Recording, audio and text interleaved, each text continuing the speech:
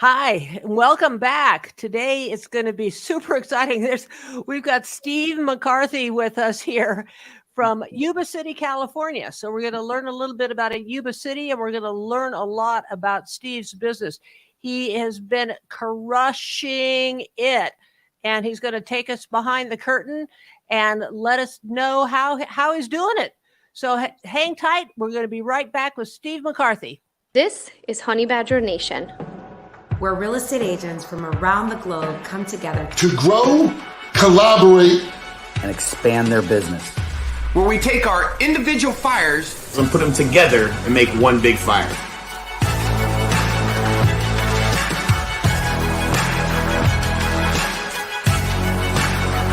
This is the Honey Badger Nation.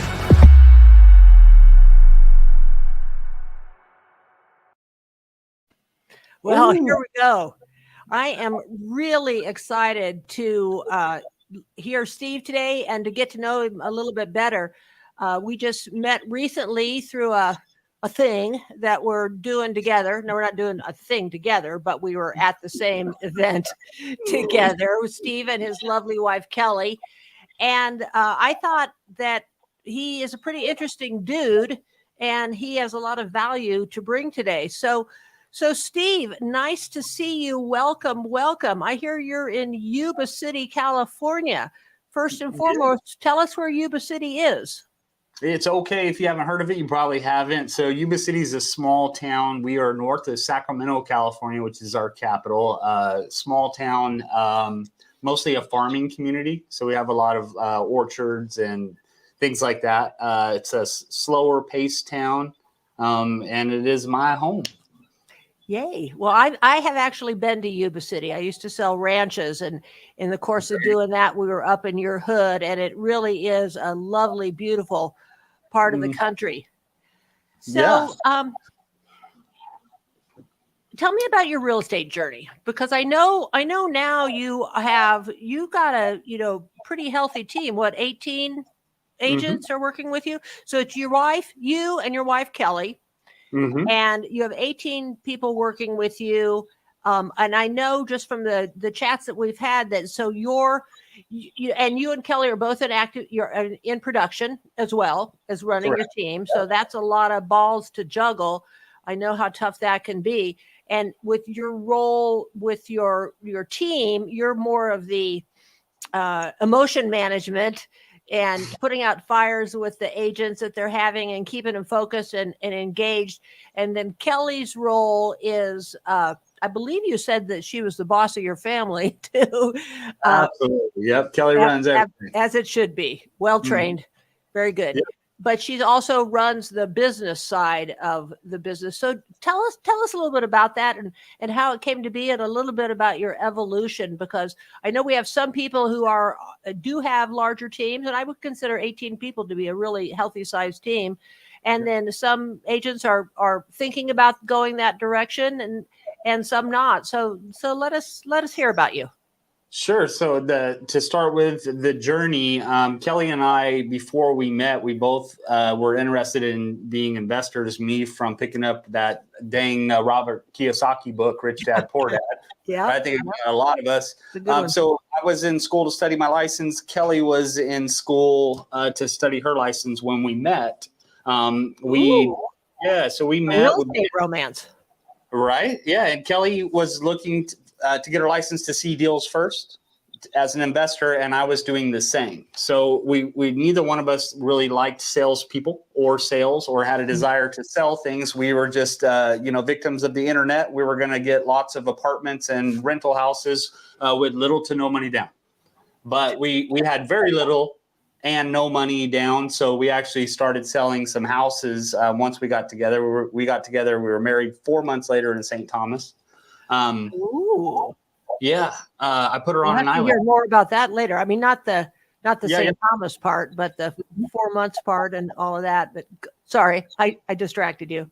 No, you're perfect. Yeah, it's that is a longer story. It's a good one, but maybe we'll share it on a different one. But so we got together. We're looking for investments. We decided to sell some properties, take the commissions to help us acquire rentals, flips, and stuff. So From there, we actually found that showing families homes, the excitement in their eyes, the kids picking out the room before a contract's even inked, that was like very fulfilling to us. And we actually loved it. We didn't really need commission checks back then, which was a blessing. It was 2011, and people thought the real estate market was bad, but we just did a lot of what we loved every day, and that was helping people. So our business was growing probably when it shouldn't, but then our motives were different than a lot of people. A lot of people were struggling back then, and they were trying to feed their families. So they were in a worse position. For us, we were just learning craft to get rentals. Like we had no idea it was hard back then, and we excelled pretty quickly. Let me just jump in here, because I think the fact that you got this going in 2011 is a really important note to emphasize here, because you chose to get in when it was the most challenging of times. Therefore, you really had to dig deep and learn the skill sets that were going to come into play in this new challenging period. And so many agents aren't familiar with, because for the last number of years, the basic skill set you need is speed. And now we're going to all have to get back to the basics and drill down and do everything that you guys learned, because it was a matter of survival. So you had to do it. So I think that timing is very interesting. Yeah, and you're exactly right. And we're talking about that very heavily in training right now, is that even though it might not have feel like it was easy for some of the agents that started last year, the year before, this was an easy time to sell compared to back then. Right. And now we might be heading into that exact same thing. But what I did was actually easy. So this will be helpful for those people out there that are watching right now that are like, it's hard, there's not enough opportunity. There's plenty of opportunity. What I did, and this is a superpower that I have, so I don't know if other people have this, but I'm going to tell you what it is. I copy what successful people are doing very, very well. I don't try to change it or add to it. So I got online and I found this kind of crazy guy named Jay Kinder out of Texas. And instead of getting a coach in town, the highest producing agent back then was selling around 50 homes a year. I was talking about, I want to do 500. My goal is bigger than that. So I need somebody I can learn from. I found Jay Kinder, and he had a process and a system laid out that if I built a foundation the right way, if I did some really boring things daily, every single day, and stayed committed to it till I got good enough to perfect those skills, then I would have a shot at that 500 homes that he sold. So I did that. I want to highlight two things you just said here too, is something I know to be true. The most successful among us copy and paste, right? It's the strugglers who try to reinvent the wheel. So that's brilliant that you learned that so early on. And the other thing is having a coach. I mean, you got a coach back when you were first started, and you didn't just get, whoever was in the next office over. You went, to the deep end of the pool and tried to find the best person you could find to model what they were doing. So good job on both counts. Yeah, it was simply that, just copying what somebody else to do, because I wasn't smart. There's smart people, and they can create things and do these magical, beautiful things, but that was not me. What I was good at was being told what to do and do it. And Jay Kinder was an expert at laying out what to do. Now, I could not afford Jay Kinder. I couldn't afford coaching, period. If this coaching program didn't work, I wouldn't have been able to pay my mortgage. Right. It was just that simple. But one of Jay's coaches was Albie Stasic. I'm still partners with Jay and Albie to this day, good friends with them. But they literally changed my life and a lot of people that have come through me to them over the years, because they were able to dissect what they did that worked by doing things wrong. Like they made a lot of mistakes in their journey, and then they dialed it into the simple things that could be done. Jay calls it the effective minimal dose. The minimal effective dose. Yeah. Yeah. And then that's all we did. And some of that stuff included, going in, I would go into an office every day. This is back in the Intero days. And I sat next to Edie Miller, who was a legend around here. She was so good on the phone. And I would hear her talking to prospects while we prospected in the morning together. I sat in a different cubicle. But what I did right was, even though I was absolutely terrible at prospecting, I did it every day. I just kept doing it. My goal was to not let her dial more than me. which she still did. Her calls were fluent. Mine were terrible. But over time, I learned objections. I learned how to handle them. I learned how to figure out what the person on the other end of the phone's actual problem was, and then was able to provide a solution for it, through the training that I was getting through NAEA, which is Jay's company, as you probably know. And so you found a mentor on the skill set that you wanted to get better at. Absolutely. Yeah. And I could have went like prospecting, like it's a huge opportunity that is coming very quickly back to the agent where they're going to be able to get on the phone and dial expireds for sell by owners. It's not easy for sell by owner to sell a home today, but it was 3 months ago. Right. So it doesn't mean that I couldn't have chosen open houses or, YouTube or Instagram or TikTok. I mean, back then I couldn't because I barely knew how to send email, but everything works in this business. But you can't just halfway dive into it. You've got to jump all the way in and find what's uniquely yours. What's special about me that can set me apart differently, not better, not worse than other agents, and then go all into that as hard as you can and just master that area until that area has got not a drop left for you to squeeze out of it. Then you can start adding other pillars of the business or other people. Everything works. You just got to work it. I refer to it as shiny object syndrome, SOS, shiny object syndrome, because there's so much coming at us as realtors every day. We get 100 emails about this or that, or this is going to solve your life, or social media, this or that. And it's distracting. And what I hear you said is you picked the one thing that you needed to work on, and you had both coaching and mentoring, and you just drilled down on it to the exclusion of everything else until you mastered it. Then you picked the next thing. And I think that's a key part of what you just said. It is, but I also went through exactly what you're talking about. Prior to diving all the way into prospecting, I bought all of it. Everything that somebody called me, and my very first coaching call was with Albie Stasic. I didn't know him. I never met him in person, but he had me. He wanted to know what my numbers were. And I'll tell you what, at that, when he asked me let's talk about your numbers, I didn't even know what he meant. I had no clue. Turns out I had been buying all these lead sources and all these things that weren't working and not measuring whether or not it was working. Right. At the end of that 30-minute call, I made about 10 calls to cancel things and saved myself $32,000 that year, which in the big picture overly paid for my coaching. Not that the coaching I had was so valuable. Like I doubled my business every year that I was partnered with them. Right. And that's something that I think everybody in this industry has fallen prey to at one point in time. And the not knowing your numbers piece. I mean, we could have a separate call just around that because it's so critically important and we all need to work on that. So there you were, you're on the phone, you're dialing for dollars, you've got a mentor, you're getting your scripts and dialogues together, and you're in the trenches and you're working. And so you said you were with Intero at that point in time, or who did you start with? I started with Coldwell for a very short time. The story is very negative about my experience, not the people, but some, so I don't want to share that here, but there was a reason I moved to Intero where I got excellent support.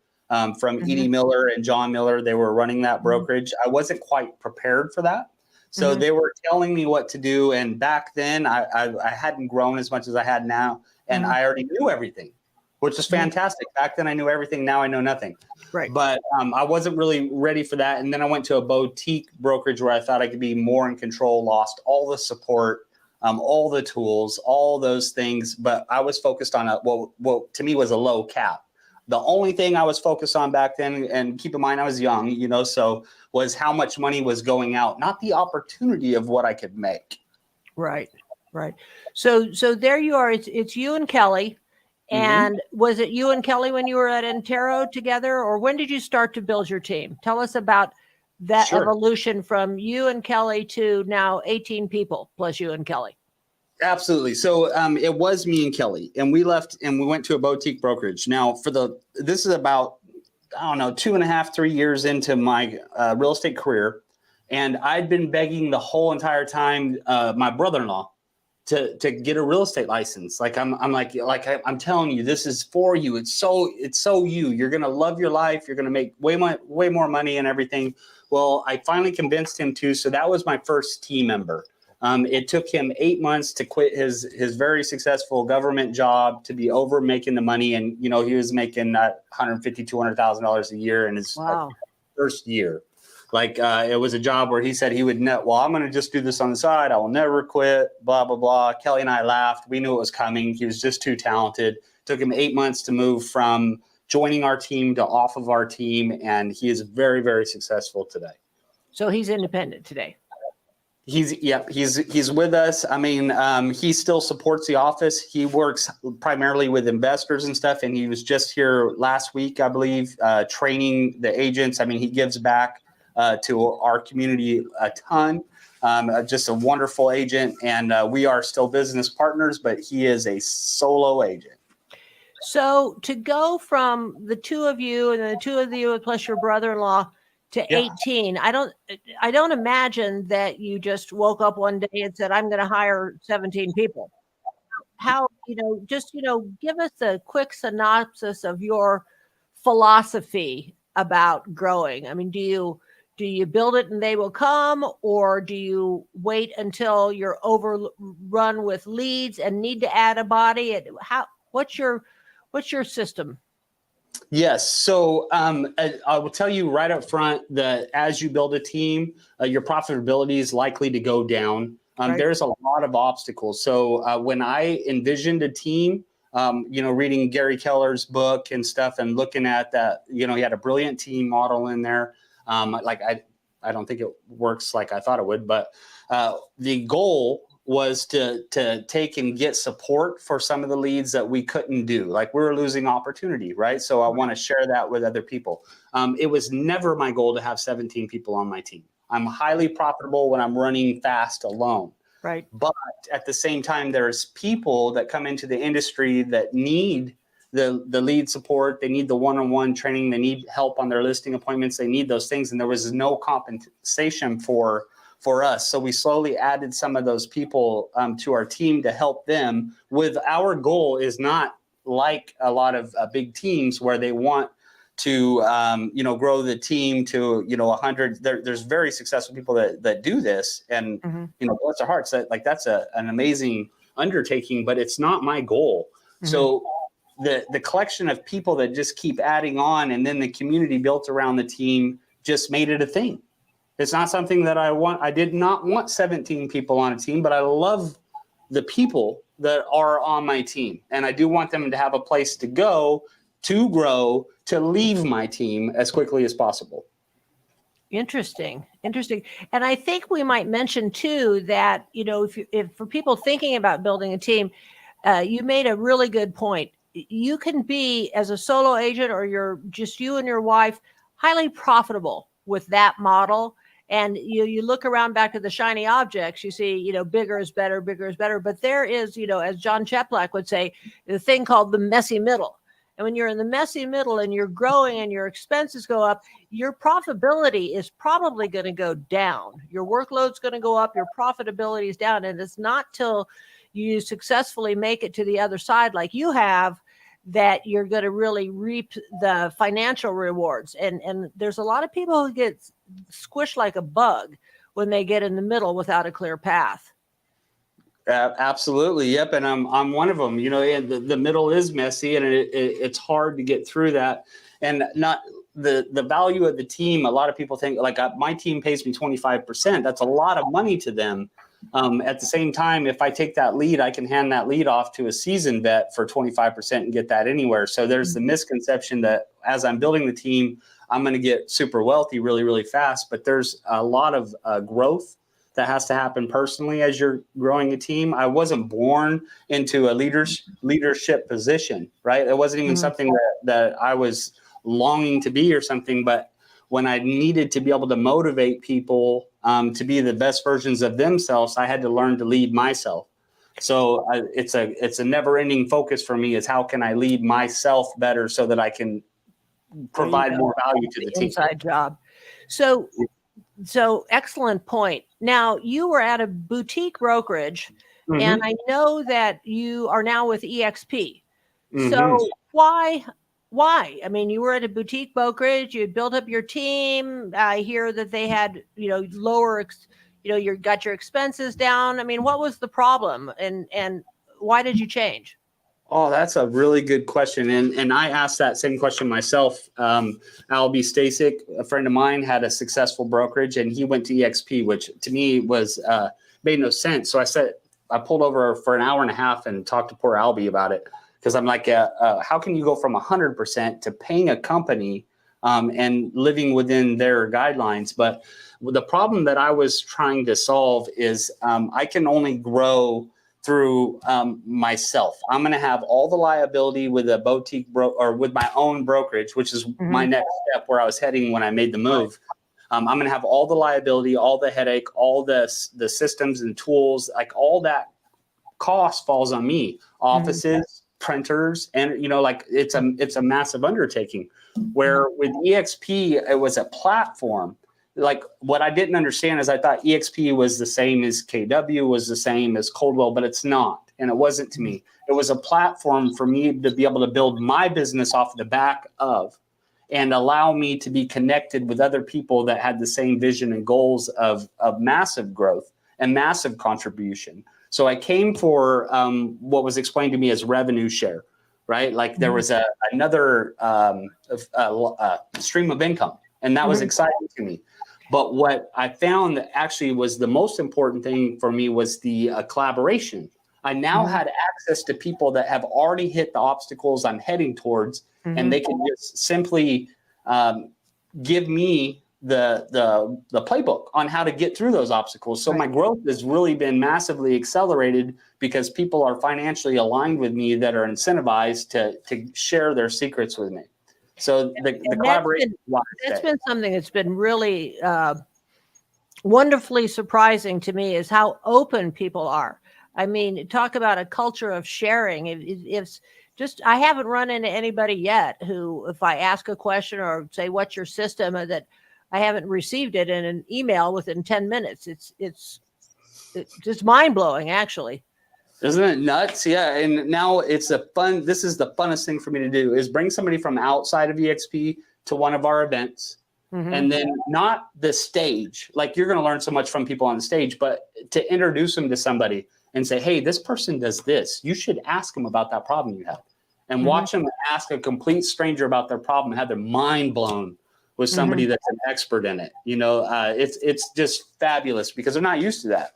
When you're at a big name brokerage prior to, I had to protect my leads, hide them because I was afraid the person in my own office would steal them, let alone share what their secret proprietary postcard message is, as if they created it themselves. But what we have, and especially in the Honey Badger Nation, is experts unlocking exactly what they did, how they did it, the obstacles. Like it's just roadmap after roadmap. There is more information in just the Honey Badger Nation than I could ever consume in a lifetime or would want to. I always just want to know what's the next big thing that I'm working on, who solved it, and how'd they do it.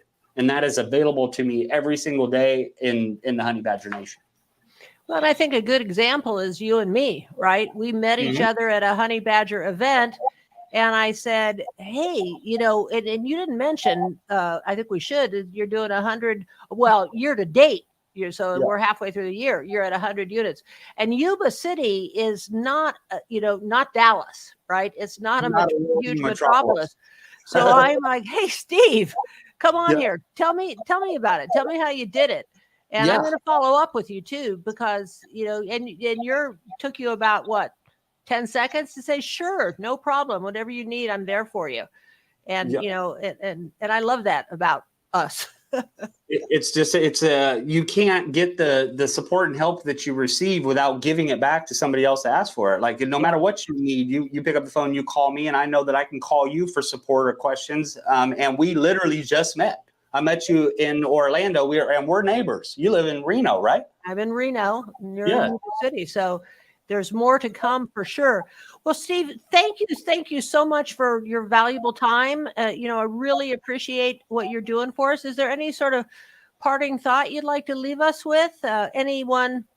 I mean, what I heard you say about EXP is that you first heard about the rev share. I also heard you say that you're in this for your agents to better their lives. And that's something certainly that a benefit that you could bring to your agents. But what you stayed for is the culture. 100%. Yep. It's unmatched. I love it so much. I wish it could be given to everybody. So like if I talk to somebody about EXP, people have the misconception that I'm trying to get something out of it. I'm like actually trying to help somebody in a better situation, right? Like it's something I never was at Coldwell and was like, hey, you've got to come to Coldwell because the environment is so good that you're going to flourish. You know, it's not about me. Like I'm doing fine now. I've created a life that I don't even deserve. It's a blessing from God. Yes, you do. Now, when I get to help somebody else, it means more to me. Yeah. Well, thank you so much for helping us. And I know there's someone you've helped me today, and I'm sure there'll be many, many other people that you have helped through this time you shared with us. And, you know, let's do it again sometime. I would love to, man. And I hope anybody that has further questions reaches out to you and gets some of the openness that you share and stuff and can learn from your mistakes. So reach out to this young lady and hit her up and ask her every question you got. And I'll be glad to, you know, put you in touch with Steve too, if you need to chat with him. Okay. So everybody go out and make it a great day. Thanks. Awesome. Bye.